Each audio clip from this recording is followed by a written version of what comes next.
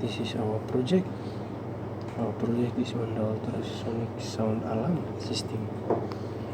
After we draw up our circuit on the circuit diagram, we implement it on the breadboard, and this is how it looks. The key components of this circuit are the op-amps, the capacitors, the resistors, the diode, the electric condenser mic, and the buzzer. 12 volt is supplied to the op-amp as our VCC.